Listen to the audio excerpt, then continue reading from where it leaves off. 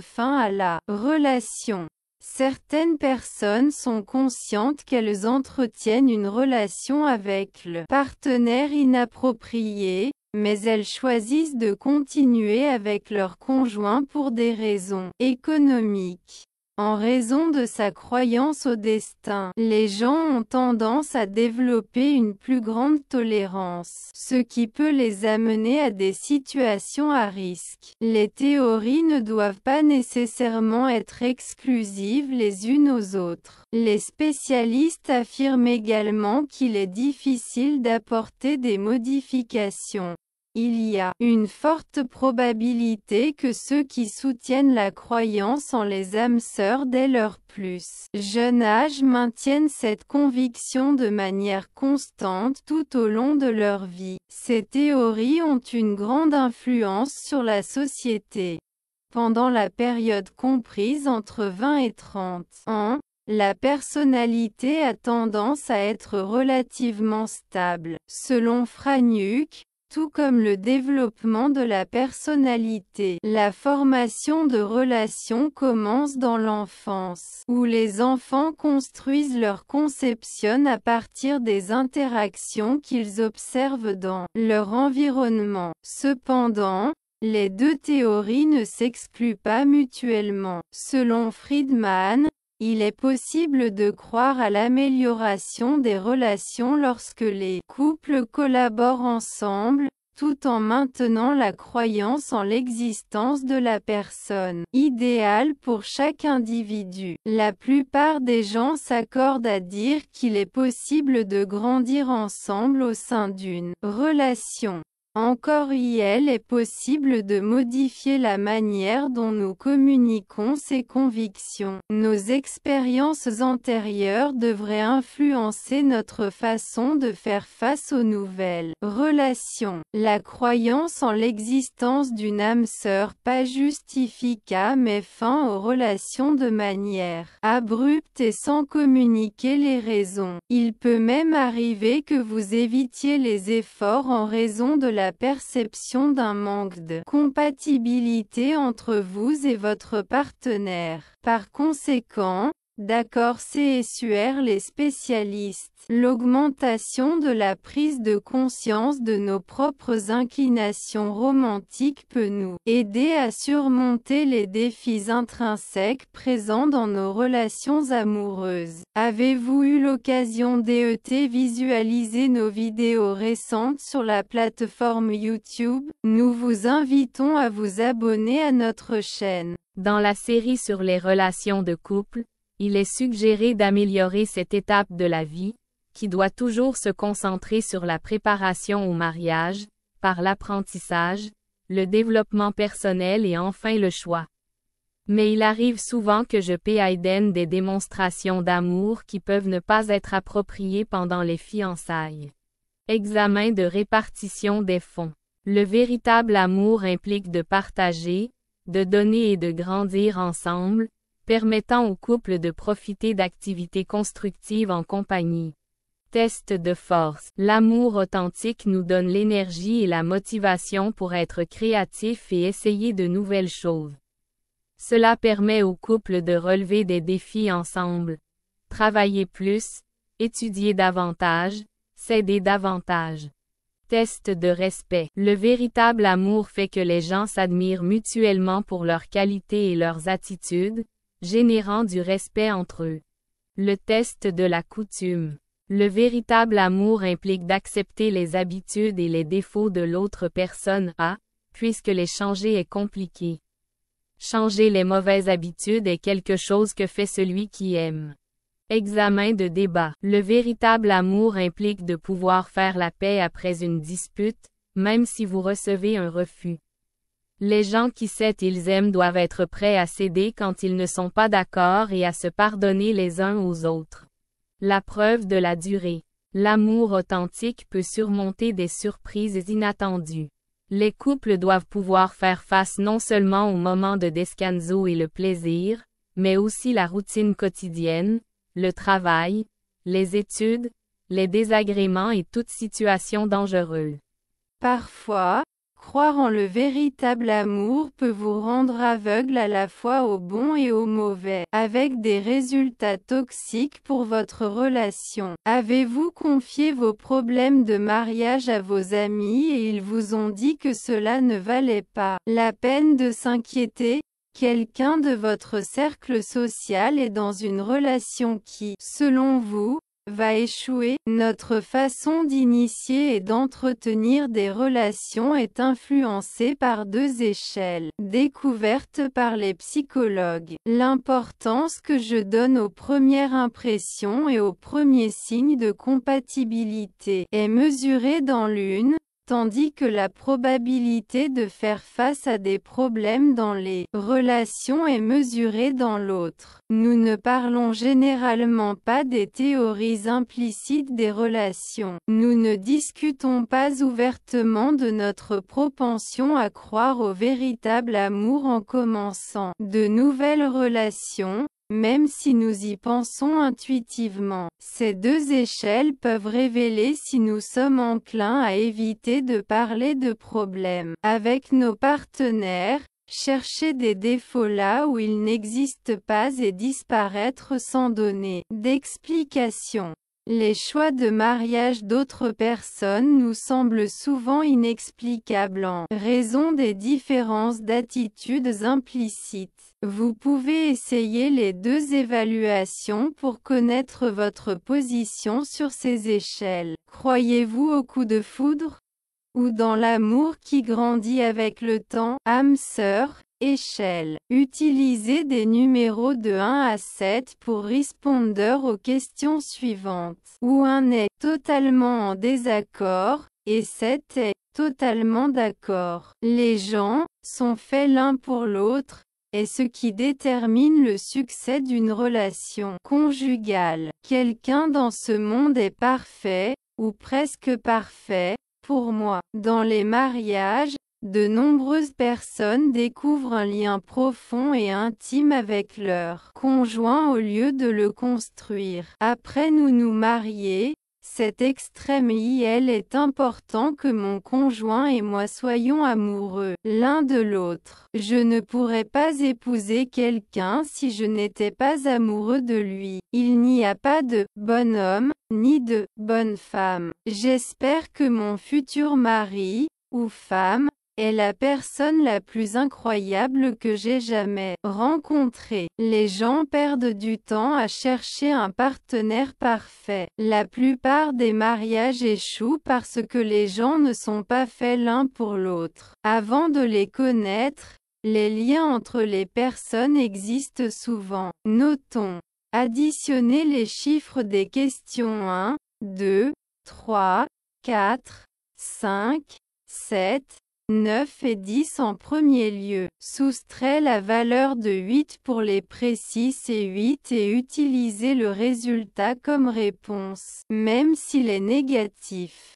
Votre réponse sera de 2 si vous avez répondu 6. 6-8 est égal à -2. Obtenez votre moyenne sur cette échelle en divisant la somme de tous les nombres par 10. Les personnes NAS qui marquent plus haut sur l'échelle de croissance ont tendance à aller mieux lorsque les relations traversent des difficultés. Pragmatisme à l'échelle. Utilisez des chiffres de 1 à 7 pour répondre aux questions. Où 1 est totalement en désaccord et 7 est tout à fait d'accord. Le succès d'une relation conjugale dépend de l'engagement des personnes. Dans le mariage, la compatibilité est moins importante que l'effort. L'amour grandit dans une relation. La plupart des mariages fonctionneraient si les gens faisaient simplement des efforts. S'il était raisonnable,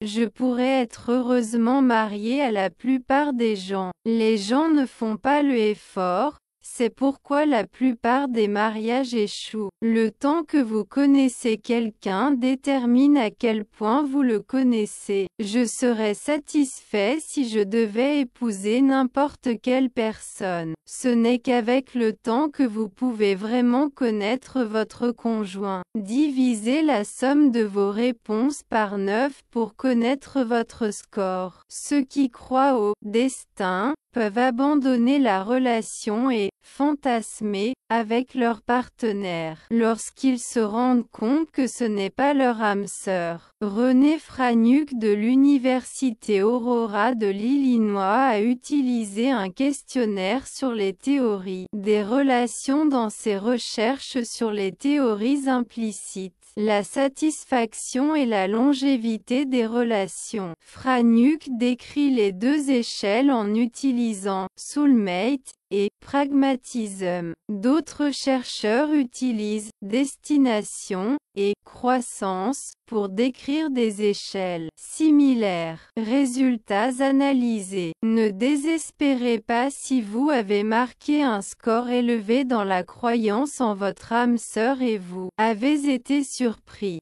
Franuc affirme que beaucoup croient encore en son âme sœur, même si les gens ont tendance à penser que ce sera du type pragmatique. Beaucoup d'entre nous lèvent le nez face au concept des âmes sœurs, parce que cela semble peu scientifique.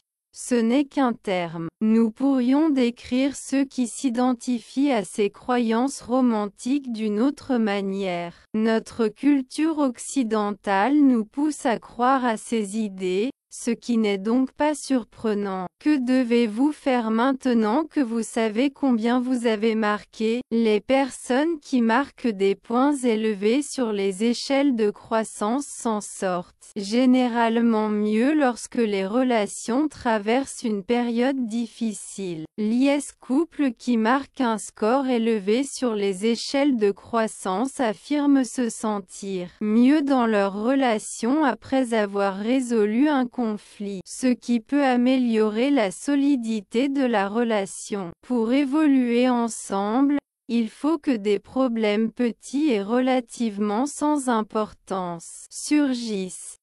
Le couple se sentira plus engagé plus il s'efforcera à cet égard. Ils aiment les défis. Morale. Pour eux, les grandes différences de compatibilité viendront avec le temps et c'est là qu'ils doivent travailler ensemble, avec certaines conséquences potentiellement toxiques. Le contraire se produit pour ceux qui croient fermement au destin. Pas parfait. La présence d'un problème peut précipiter la rupture dans les premières accents aigus tables d'une relation, car ceux qui croient au destin se rendent compte que leur âme sœur, parfaite, ne l'est pas tellement. Les partisans de cette idée peuvent faire valoir qu'un petit défaut est la preuve que nous ne sommes pas vraiment compatibles, ou que son conjugué ne m'a jamais vraiment compris. Franuc dit que cela se produit même si le couple est relativement compatible. Ils doivent mettre fin à la relation d'une manière plus brutale. Pire encore, ceux qui croient au véritable amour sont plus propenses vous êtes à disparaître sans donner d'explication, en évitant le contact jusqu'à ce que son conjoint cesse de les chercher. Peut-être qu'ils ne pensent pas que l'effort en vaut la peine. Ils pensent que leur conjoint n'est pas idéal. Après tout, ils ne voient pas l'avantage de fournir des commentaires.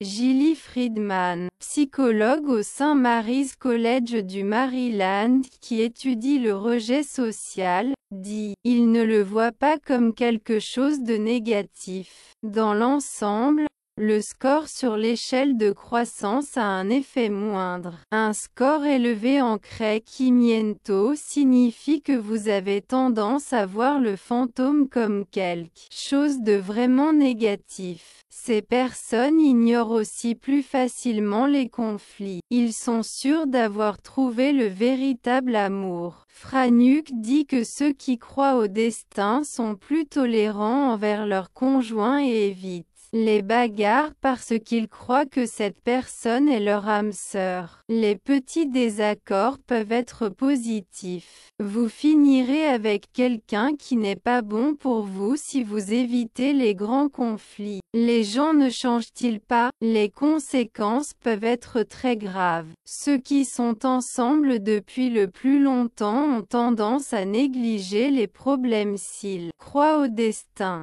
Ils supposent qu'ils sont plus compatibles par le temps ensemble. Franuk dit que les défenseurs des âmes sœurs qui insistent sur une relation amoureuse parce qu'ils croient avoir trouvé la bonne personne dénoncent plus de violence. Minimiser les relations problématiques. Ils brisent même certains signaux d'alarme. Ils cherchent à rester avec leur conjoint pour des raisons économiques, même s'ils savent qu'ils sont dans une relation avec la mauvaise personne. En croyant au destin, ils deviennent plus tolérants, ce qui les expose à des situations dangereuses. Ils n'ont pas pourquoi s'exclure mutuellement les théories. Il est difficile de changer, selon les experts. Si vous croyez aux âmes sœurs dès le plus jeune âge, vous ne changerez probablement pas d'avis tout au long de votre vie.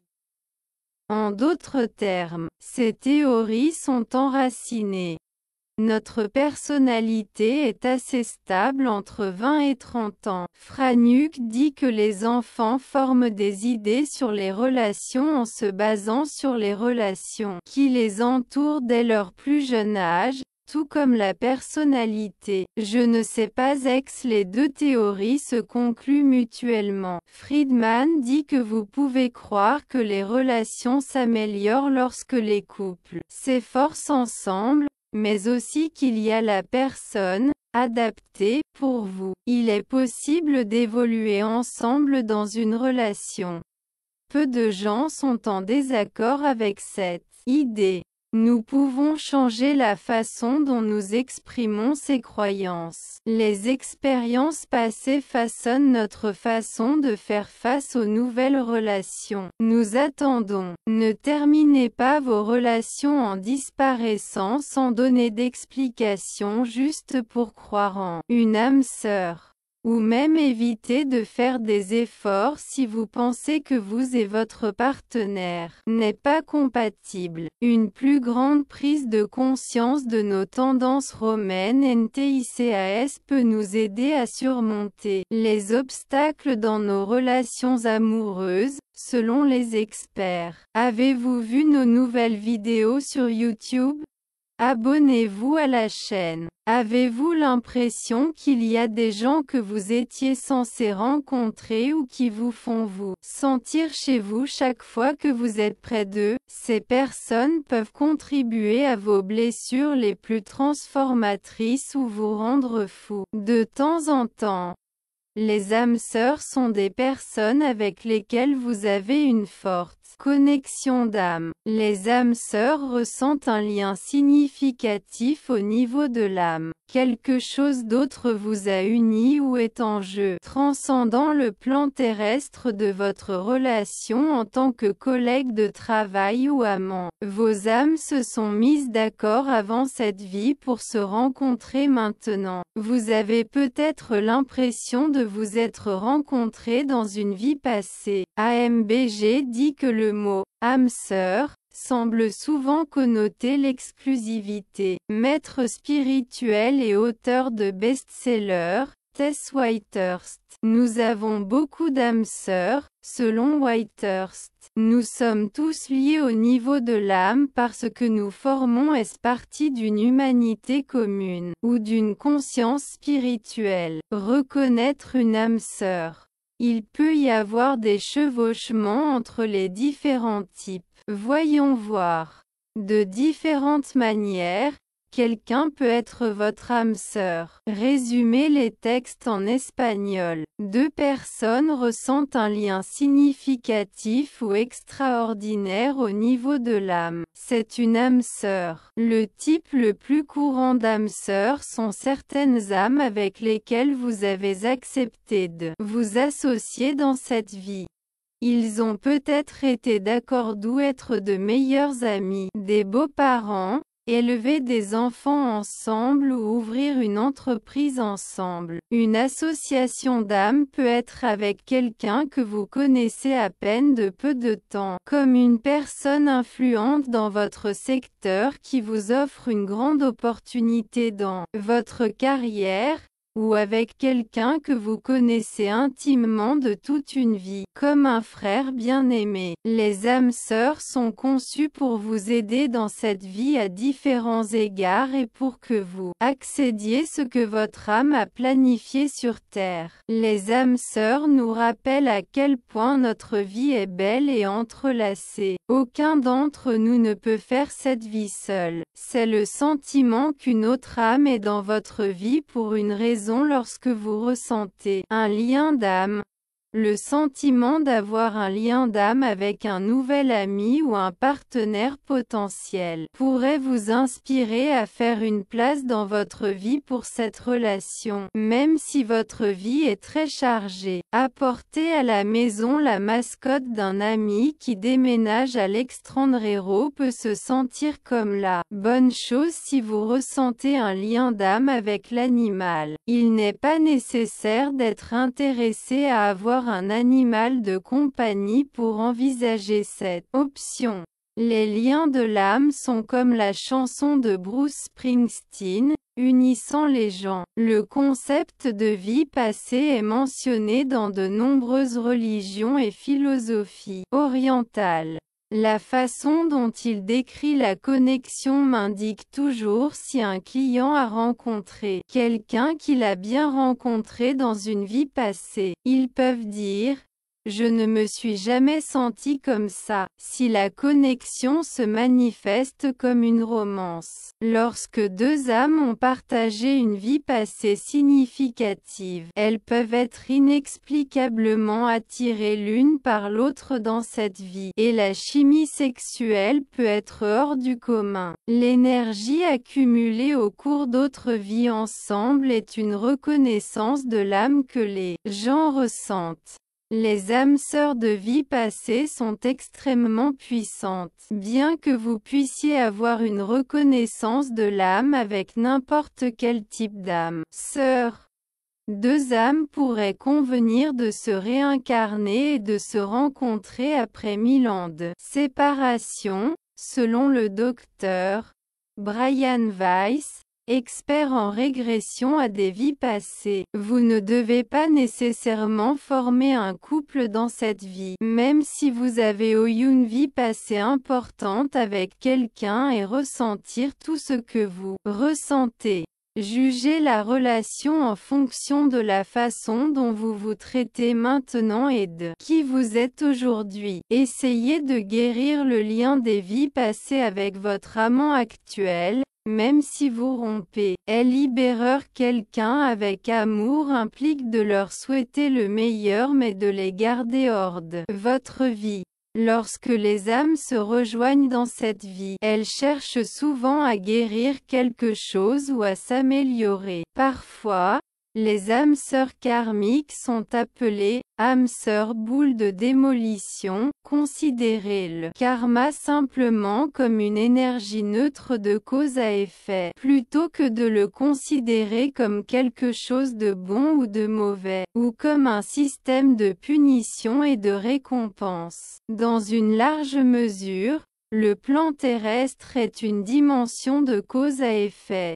Nous créons du karma avec d'autres personnes grâce à de petites interactions significatives tout le temps. L'énergie créée dans chaque interaction peut se transformer en karma. Nous devons en être conscients, ne pas le craindre. Les relations karmiques sont des agents de changement qui nous offrent des possibilités d'améliorer notre karma et d'évoluer par le biais d'interactions positives, négatives ou neutres. L'âme aspire à de nouvelles expériences, à la croissance et à l'évolution.